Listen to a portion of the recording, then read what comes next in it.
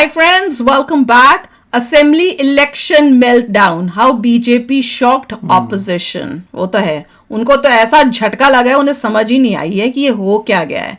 खासकर मेरे ख्याल से इनको छत्तीसगढ़ में सबसे ज्यादा झटका लगा है. तो चलो वीडियो शुरू करते हैं. वीडियो शुरू करने से पहले अगर आप चैनल पर नए हो और आपने अभी तक सब्सक्राइब नहीं किया तो जल्दी से पहले सब्सक्राइब के बटन और बेल आइकन को क्लिक कर लो ताकि आपको हमारे सारे न्यू वीडियोस के नोटिफिकेशन मिल जाए जैसे हम अपलोड करें. अगर आपको वीडियो पसंद आता है प्लीज लाइक एंड शेयर. चलिए शुरू करते हैं. क्या हुआ? टायर फटा? नहीं, कोई पिटा. कौन पिटा? Rahul ji. India's ruling party, the Bharatiya Janata Party, has secured a clear win in 3 states, namely Rajasthan, Madhya Pradesh and Chhattisgarh. Very good. BJP is leading in 3 of 4 states in key regional polls, indicating a big boost for Prime Minister Narendra Modi. और कुछ लोग तो कह रहे हैं कि आज की इस हैट्रिक ने 24 की हैट्रिक की गारंटी दे दी है. दे दी है. Very good. ये भी इन्होंने यूज किया है. मेहनत बहुत की है लेकिन ये तो होता रहता है. बहुत अच्छा. खासकर मोए मध्य क्या है? प्रदेश और छत्तीसगढ़ जहाँ कांग्रेस की कमेंट जीत में पढ़ बहुत ही रही थी आसान मैं. लग रही थी, वहाँ भी बिल्कुल वक्त बदल गया, जज्बात बदल गए, जिंदगी ऐसे बदल होना. गई. ये कोई जिंदगी है?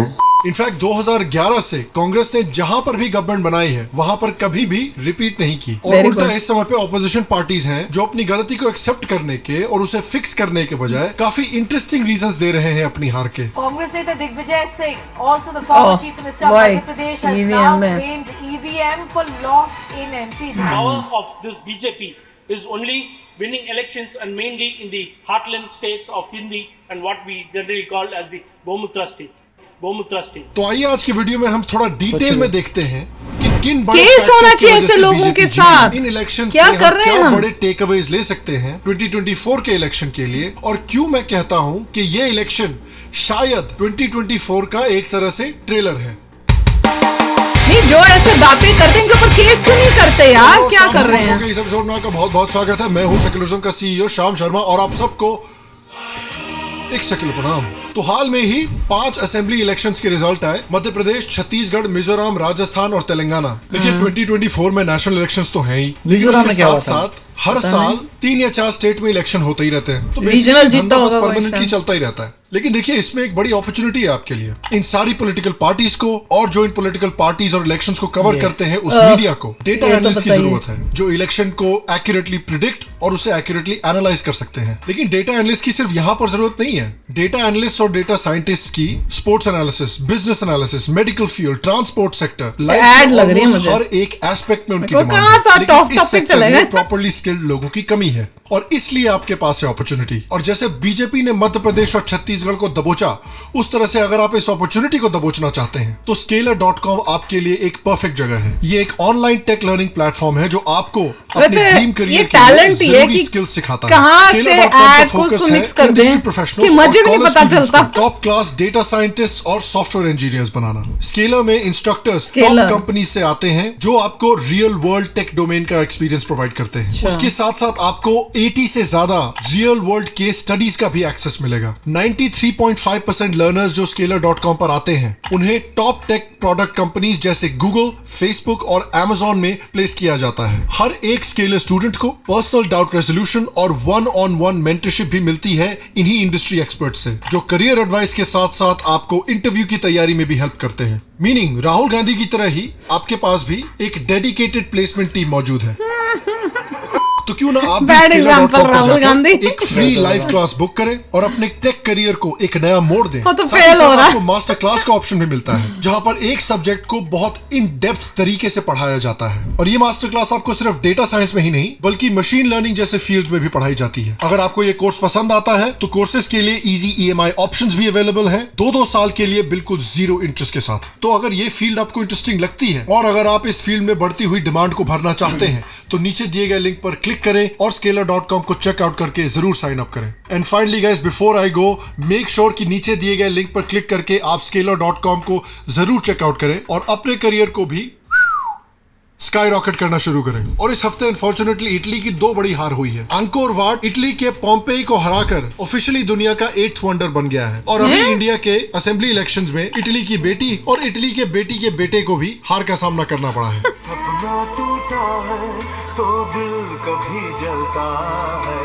5 स्टेट्स में से 3 स्टेट्स में बीजेपी क्लियर विनर की तरह उभर कर आई है और एक स्टेट में उसके कोalition पार्टनर गवर्नमेंट बनाने वाला है। मध्य प्रदेश में, जिसमें कई एक्सपर्ट्स कांग्रेस की कंफर्टेबल मेजॉरिटी प्रेडिक्ट कर रहे थे, उसमें बीजेपी को 163 सीटें आई हैं और कांग्रेस को 66 आई हैं। राजस्थान में कई लोग एक्सपेक्ट कर रहे थे कि बीजेपी की गवर्नमेंट बनेगी और यही हुआ। लेकिन छत्तीसगढ़ में तो लोग कह रहे थे कि भैया कांग्रेस की ही गवर्नमेंट आने वाली है। लेकिन वहां पर भी बीजेपी की 54 सीट्स और कांग्रेस की 35 सीट्स आई हैं। तेलंगाना में कांग्रेस ने काफी अच्छा परफॉर्म किया, 64 सीट्स के साथ गवर्नमेंट बनाई है। लेकिन इसमें भी बीजेपी का नुकसान नहीं हुआ, बल्कि इंडिया अलायंस के पार्टनर बीआरएस का नुकसान हो गया और उनके लीडर केसीआर, जो तेलंगाना में चीफ मिनिस्टर प्राइम मिनिस्टर बनने के सपने देख रहे थे, अब उनकी खंडरों का मिनिस्टर बनने की भी हालत नहीं रहेगी। उनका सारा का सारा वोट उनके अलायंस पार्टनर ही खा गए।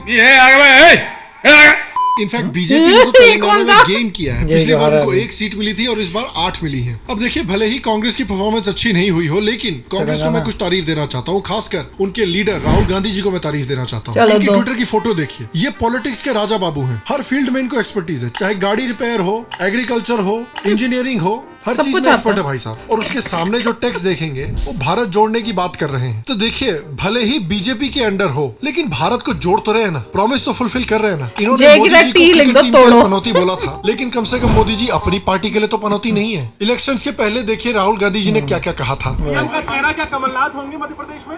भैया 150 सीटें आने वाली है। मध्य प्रदेश में चुनाव है, राजस्थान में चुनाव है, छत्तीसगढ़ में चुनाव है, तेलंगाना में चुनाव है। आप देख लेना वहाँ पे किसका डाउनफॉल होगा। चारों के चारों चुनाव कांग्रेस पार्टी जीतने जा रही है। इतना गलत कैसे हो सकता है भाई? अब राहुल गांधी जी की इन असेंबली इलेक्शंस में भविष्यवाणी का क्या हालत हुआ वो तो हमने देख लिया। और भी भविष्यवाणी by the way Rahul Gandhi ji ने कर रखी है, जिससे कि कांग्रेस पार्टी और डर कर बैठी हुई है। राजस्थान में भी सरकार जा रही है, छत्तीसगढ़ में भी जा रही है, तेलंगाना में जा रही, सॉरी उल्टा बोल दिया। आप ये मत सोचिए कि कांग्रेस पार्टी बीजेपी से टक्कर नहीं ले सकती है। मैं आपको गारंटी देके कह रहा हूं, 2024 में हम बीजेपी को हरा देंगे। जनता को आप मूर्ख समझना बंद कर दीजिए। अब देखिए, कांग्रेस पार्टी पे इतना हमने टाइम डाल दिया है, लेकिन हमको आम आदमी पार्टी जैसी मेन स्ट्रीम पार्टीज को नहीं भूलना चाहिए। बेचारे दम हर जगह लगाते हैं, लेकिन ऑलमोस्ट हर जगह इनका डिपॉजिट जब्त हो जाता है। और देखिए, इलेक्शन के बाद क्या हुआ वो तो आप सब जानते हैं। typing moe on the YouTube comments and I was wondering ये क्या चीज है moe moe। मैं भी तो सोच रही थी मोए भी बोला था मैंने। According to political experts, BJP की जीत के लिए भावनाओं की गलती है। मैं कहती हूँ कि भारत में अब चुनाव भावनात्मक चुनाव हो रहे हैं, इमोशनल वोटिंग हो रही है, जिसमें आप ये नहीं देख रहे, अंधी मोहब्बत है। और भी कमाल के ओपिनियन है, सुन लीजिए। This is a blow for democracy and I'll tell you why. No, I'll tell you why. No, I'll tell you why. No, I take exception to that. People of this country are voting and you are saying that democracy. Let me answer. Now let me. बोलने दे। तकलीफ हुआ है बेचारे। अगर आपने miss कर दिया था तो इंडिपेंडेंट मीडिया के बड़े बड़े फिगर्स भी साथ में मिलके इन इलेक्शन रिजल्ट्स को कवर कर रहे थे। आइए जरा उनके रिएक्शन भी देखते हैं। You can dance, you can strip in temples, you can wear dhotis, you can put tikas. It's not going to make any difference. Don't strip in temple. I mean, strip down to temple, and all you want to display your suddenly Shiv Bhakti. It's not going to help you much. Best journalist of India. तो देखिए, media का तो meltdown हुआ ही हुआ, लेकिन इसी media ने जो बहुत दिलो जान से चाहती थी कि बीजेपी हारे और सो कॉल्ड सेक्युलर पार्टीज जीते, उन्होंने बीजेपी की जीत के लिए बड़े इंटरेस्टिंग रीजंस देना शुरू कर दिए हैं। Winning elections and mainly in the heartland कौन है ये? states of Hindi, DMK का generally called as the Gomutra states. You cannot come to South India. तुम्हारा दिमाग गोमूत्र। All the results of what happens in Tamil Nadu, Kerala, Andhra, Telangana and Karnataka. We are very strong over there. Where the states where the Gomutra states are there. How do you see this statement, sir? I agree with him.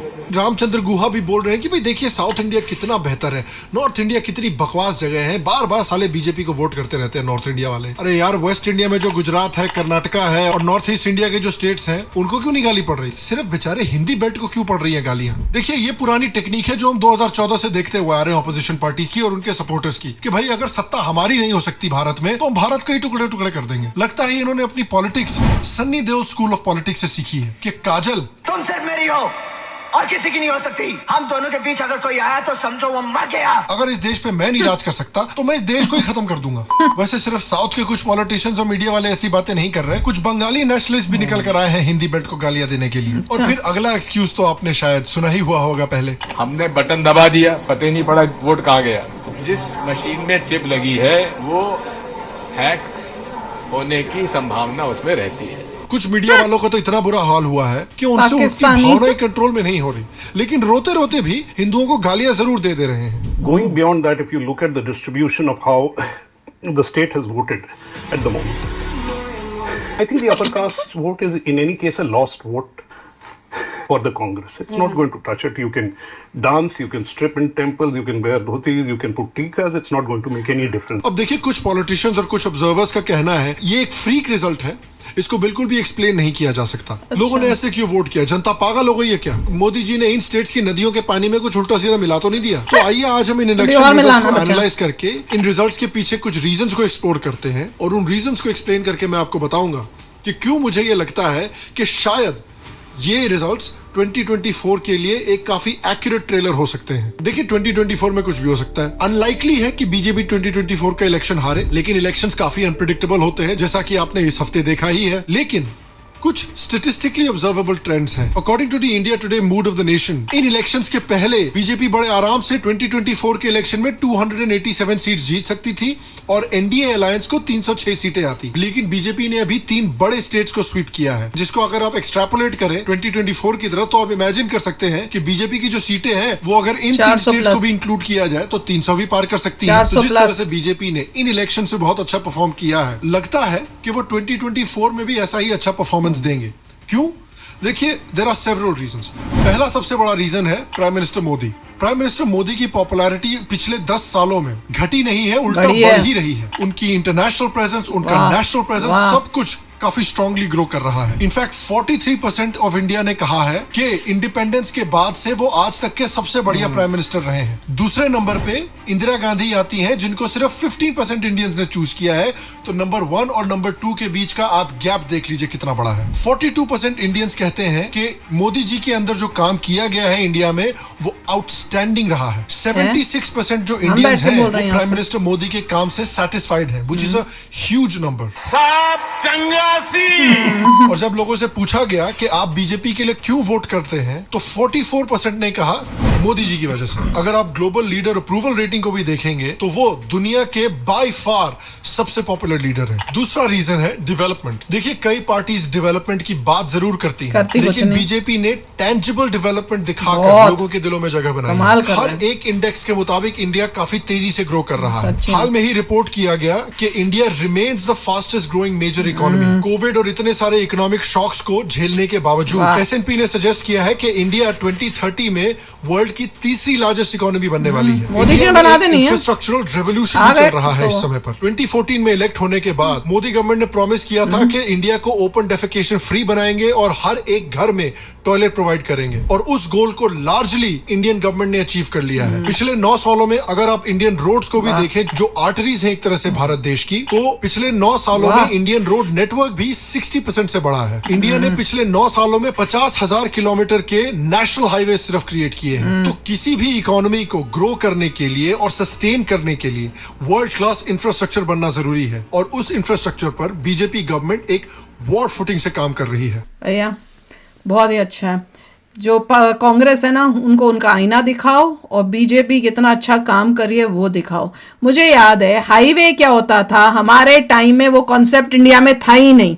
जब यहाँ USA आई तब समझ में आया, अच्छा इसको highway बोलते हैं, ये होता है। मैं इतनी हैरान कि हमारे देश में क्यों नहीं है हाईवे, और कितने सालों तक नहीं था। उसके बाद मोदी जी के आने के बाद जिस तरह से हाईवे, और वो भी मतलब वर्ल्ड क्लास हाईवे बन रहे हैं, मतलब कॉन्सेप्ट लिया यहाँ की यूएसए से और सबसे, पर उस कॉन्सेप्ट को और भी बेटर और अच्छा बना रहे हैं कि यहाँ पे जगह जगह पे जैसे बाथरूम्स का फैसिलिटी दी है।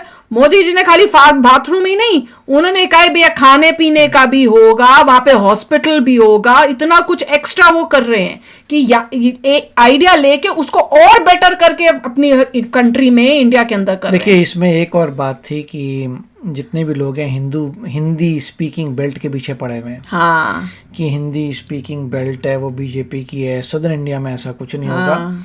अल्टीमेटली बीजेपी को मेहनत करनी है कि सदर्न इंडिया में भी एग्जैक्टली ऐसा ही हो, कि उनको समझ आएगा हिंदी बेल्ट वाली बात नहीं, जो काम अच्छा करता है उसको वोट जाता है।